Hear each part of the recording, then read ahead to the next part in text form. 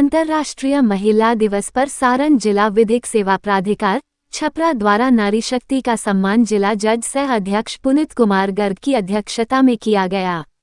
इस अवसर पर न्यायिक पदाधिकारीगण, सम्मानित होने वाली मातृशक्ति और अधिवक्ता गण ने अपनी बात रखी।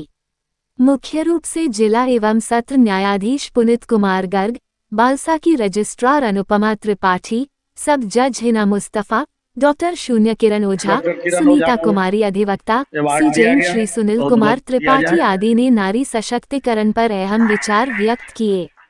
संचालन वरिष्ठ अधिवक्ता पूर्णेंदु रंजन ने किया। आज हम लोग अंतर्राष्ट्रीय महिला दिवस मना रहे हैं।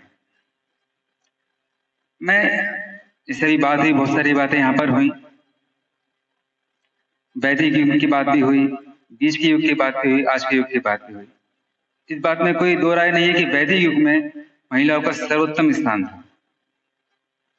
ये बात जो अभी सीजन साहब ने बहुत अच्छा श्लोक बोला, जो कि मनुस्मृति से लिया भी गया है, जहाँ नारियों की पूजा होती है वहां देवता विराजमान है। वैदिक काल के बाद जब मुगल काल आया, नारियों को बहुत दबाया गया, महिलाओं का उत्पीड़न हुआ। अब उस काल से लेकर अब तक उनका उत्थान जारी है। अभी तक वो जो वैदिक काल का एक चरम सीमा थी या स्थान था, वो अब नहीं पहुंच पाए हैं।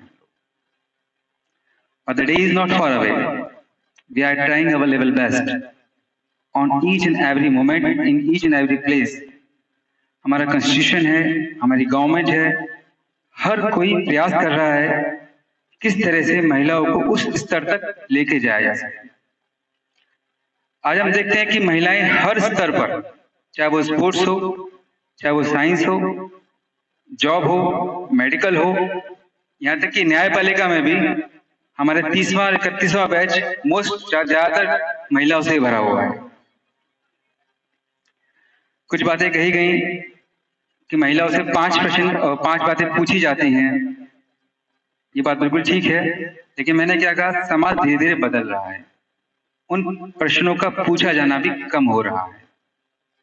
आप लोग जो हमें बुजुर्ग हैं, ज्यादा एज के हैं, अपने समय का देखिए और आज के समय का देखिए, कितना अंतर आ चुका है।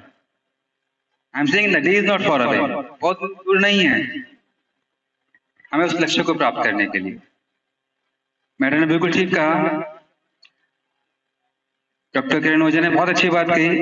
वाकई मैं जब आज घर से निकल रहा था तो मेरे कोट पूरी पैंट को पूरा चेंज करा दिया गया कि नहीं, आप मैच नहीं कर रहा, चेंज करो इसको। This is true fact.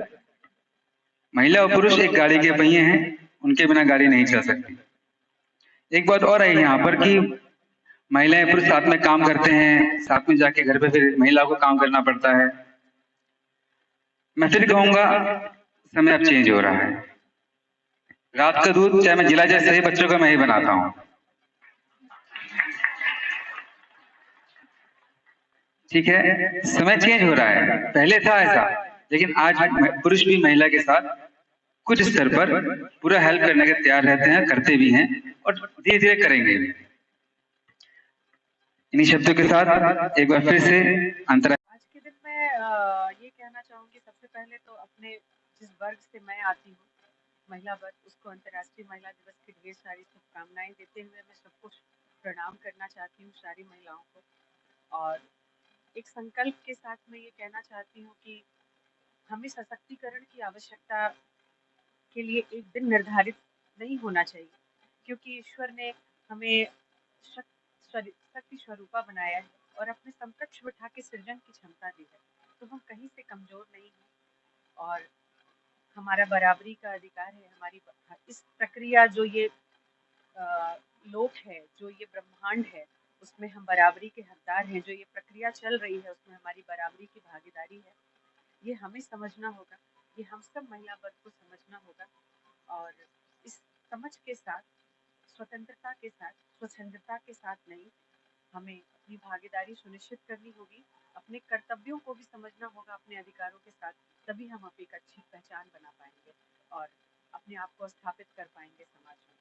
महिला सशक्तिकरण का शुरुआत हमेशा उनके खुद के घरों से होता है। उनके खुद के माता पिता ही उन्हें महिला सशक्तिकरण की ओर बढ़ाते हैं, उन्हें उनके अंदर ये कॉन्फिडेंस देते हैं कि वो कुछ कर सकती हैं, आगे बढ़ सकती हैं और बिना भेदभाव के उन्हें पढ़ाते हैं, लिखाते हैं, उन्हें प्रेरणा देते हैं आगे बढ़ने की।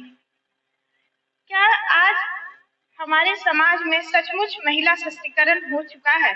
क्या हमारे घर की सभी महिलाएं क्या अपने विषय में स्वयं निर्णय ले रही हैं? इसका जवाब है कुछ महिलाएं तो लेती हैं, लेकिन सारी महिलाएं नहीं ले पाती हैं। इनफैक्ट बहुत ज्यादा पढ़ी शिक्षित महिलाएं और जॉब वाली महिलाएं भी अगर घर से बाहर निकलती हैं तो उन्हें 4 सवालों से तो हमेशा गुजरना पड़ता है। पहला कि वो कहाँ जा रही हैं, दूसरा वो क्यों जा रही हैं, तीसरा वो किसके साथ जा रही हैं, चौथा वो कब जा रही हैं। कभी कभी तो 5वां सवाल भी पूछ दिया जाता है, क्या जाना जरूरी है? इन सवालों का लेकिन ये सवाल जो है शायद ही किसी किसी पुरुष से ही पूछा जाता है। ऐसा क्यों? ये तो एक भेदभाव ही है ना। और इन सवालों का शायद घर वालों के मेरे हिसाब से तो 2 रीजन हो सकता है। पहला रीजन है कि आज का समाज उतना सुरक्षित नहीं है, जितना पुरुषों के लिए सुरक्षित उतना महिलाओं के लिए सुरक्षित नहीं है। जब वो अकेले घर से बाहर जाती हैं